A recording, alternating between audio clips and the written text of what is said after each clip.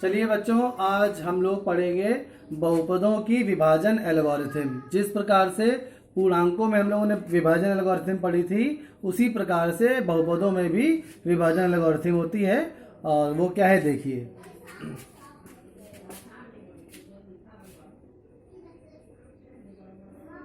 किन्हीं बहुपद px व gx के लिए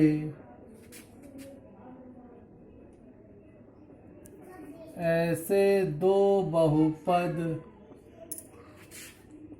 rx तथा qx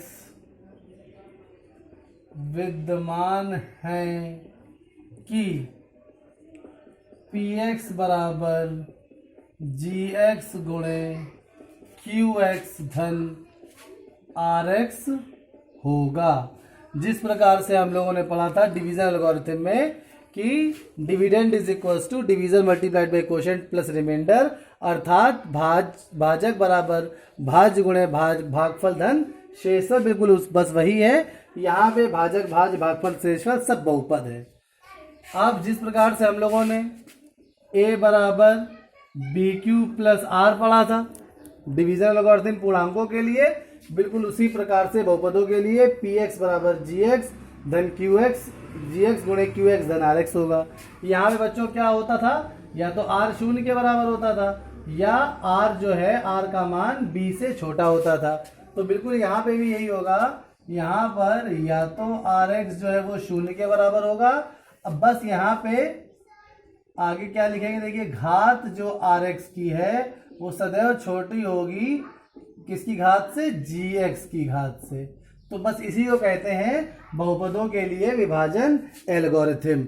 अब इस बहुपदों की विभाजन एल्गोरिथम का प्रयोग क्या है वो हम देखेंगे।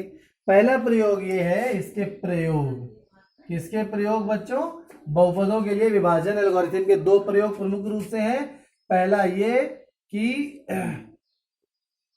ज्ञात करना कि पहला बहुपद दूसरे का गुणनखंड है या नहीं। ये पहला प्रयोग हो गया। दूसरा प्रयोग बच्चों ये है कि यदि किसी बहुपद के कुछ शून्य दिए हों और शेष शून्य हमें ज्ञात करने हो। हम लोग ये जानते हैं कि किसी बहुपद के शून्यों की संख्या उसकी घात पर निर्भर करती है। तो मान लीजिए एक पदी बहुपद है तो उसका एक शून्य होगा, द्विपदी बहुपद के दो शून्य होंगे, त्रिपदी बहुपद के तीन शून्य होंगे। तो बस जैसे मान लीजिए क्या है, दूसरा प्रयोग, बहुपद के कुछ शून्य ज्ञात होने पर अन्य शून्य ज्ञात करना। तो ये दो प्रयोग हैं।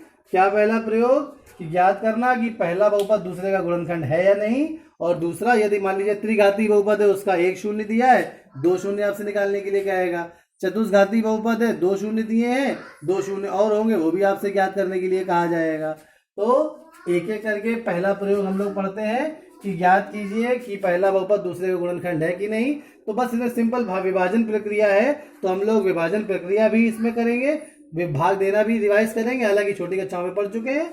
और आगे ये भी ज्ञात करेंगे कि पहला बहुपद दूसरे का गुणनखंड है या नहीं। उदाहरण लेते हैं, ज्ञात कीजिए कि x minus 1 x cube minus 1 का एक गुणनखंड है या नहीं। तो जैसा कि हम लोग बहुपदों के विभाजन प्रक्रिया को छोटी कक्षाओं में सीख चुके हैं, फिर से रिवाइज आपको करा देते हैं। यहाँ पर जो भी बहुपद हैं, भाग देने से पहले में ये ध्यान रखना होगा कि वो आरोही क्रम में डिसेंडिंग ऑर्डर में होने ही चाहिए। तो हम देखते हैं यहाँ पे बच्चों क्या क्या दिया है। यहाँ पर बच्चों मान लीजिए पहला बहुपद px है, वो एक्स क्यूब माइनस 1 है। दूसरा बहुपद मान लीजिए gx है, ये x माइनस 1 है। अब अगर हम px को gx से भाग देंगे मतलब हमें ये ज्ञात करना है कि x cube minus one x minus one का गुणनखंड है या नहीं। तो इसके लिए हम एक्स क्यूब माइनस वन अर्थात पी एक्स को जी एक्स अर्थात एक्स माइनस वन से भाग देंगे। अगर शेषफल 0 आ गया तब हम ये कह देंगे कि जी एक्स पी एक्स का गुणनखंड है, और अगर शेषफल 0 नहीं आया तो गुणनखंड नहीं है। तो चलिए भाग देना प्रारंभ करते हैं। पहले हमने देखा कि पी एक्स और जी एक्स दोनों ही अवरोही क्रम में है। अब विभाजन की प्रक्रिया को सीखेंगे, साथ में रिवाइज भी करेंगे। तो बस हमें ध्यान देना होता है कि यहाँ पर पी एक्स का पहला पद और जी एक्स का पहला पद, रफ कॉलम बनाना बहुत जरूरी है बच्चों। इसी कॉलम की सहायता से गलती होने की संभावना बिल्कुल कम हो जाएगी। तो दोनों के पहले पदों को डिवाइड करेंगे, एक्स क्यूब बटे एक्स, एक पदी बहुपद का एक पदी बहुपद से भाग इसी प्रकार से दिया जाता है। ये आ गया एक्स स्क्वायर, ये बच्चों भागफल अर्थात क्यू एक्स का पहला पद हो गया। अब इसी एक्स स्क्वायर को हम गुणा करेंगे बच्चों जी एक्स से अर्थात एक्स माइनस वन से, अंदर गुणा करेंगे x cube minus x square. अब बड़ा ध्यान देने वाली बात है, यहाँ पे बच्चों हमेशा लाइक टर्म्स को लाइक टर्म्स के नीचे लिखा जाता है। लाइक टर्म्स का मतलब है समान पद, ऐसे पद जिनकी घातें समान हो और चर राशियां भी समान हो। तो हमें समान पदों को समान पदों के नीचे लिखना है। एक्स क्यूब को एक्स क्यूब के नीचे लिखेंगे। देखिए बच्चों अगला पद यहाँ पे आया है एक्स स्क्वायर, ये पद है 1, इसकी घात 0 है, इसकी घात 2 है, इसलिए इसको अलग लिखना पड़ेगा हमें। तो यहाँ अलग लिख लिया। अब कॉलम मेथड से घटाएंगे तो नीचे के चिन्ह बदलेंगे, ये ऋण हुआ और ये बच्चों धन हो गया। हमने ध्यान रखना है कि आरोही क्रम हमेशा बना रहना चाहिए। तो ये दोनों पद तो कैंसिल हो गए। अब बच्चे गलती ये करते हैं, -1 को पहले उतार लेंगे और एक्स स्क्वायर को बाद में उतारेंगे। बस हमें यही नहीं करना है। तो पहले हमने बच्चों एक्स स्क्वायर उतारा और फिर ये -1 उतार लिया। यही प्रक्रिया फिर से दोहराएंगे। तो अब एक्स स्क्वायर को भाग देंगे फिर से जी एक्स के पहले पद अर्थात एक्स से, तो ये आ गया एक्स, ये भागफल का अगला पद हो गया। अब इस x का बिल्कुल उसी प्रक्रिया को दोहराएंगे, x माइनस 1 से गुणा करेंगे तो एक्स स्क्वायर माइनस बच्चों आ गया x। वही प्रक्रिया एक्स स्क्वायर, फिर से देखिए x है, इसकी घात 1 है, यहाँ पे 1 की घात 0 है, इसलिए इस x को अलग लिखेंगे। इसके पश्चात चिन्ह बदल देंगे, कॉलम मेथड से घटाएंगे, दोनों पद कैंसिल हो गए। अवरोही क्रम बना रहना चाहिए, अवरोही क्रम मेंटेन रहेगा। तो x माइनस 1, यही प्रक्रिया फिर से बच्चों, ये प्रक्रिया तब तक दोहराएंगे जब तक शेषफल की घात जो है वो किसकी घात से कम ना हो जाए, वो gx की घात से कम ना हो जाए। अभी देखिए शेषफल की घात भी 1 है और gx की घात भी 1 है, मतलब अभी एक स्टेप हमें और आगे करना है। तो x बटे x बराबर आ गया प्लस का 1, तो यहाँ लिख देंगे प्लस का 1।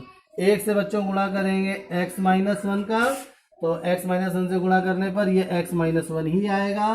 तो यहाँ पे लिख दिया x माइनस 1, चिन्ह बदले। अब देखिए जरा यहाँ पे बच्चों शेषफल कितना आ गया 0, तो यहाँ पे लिखेंगे Rx बराबर 0, अतः Gx Px का एक गुणनखंड है। चलिए बच्चों अब इसका जो दूसरा उपयोग है कि उसको हम लोग अगले वीडियो में सीखेंगे।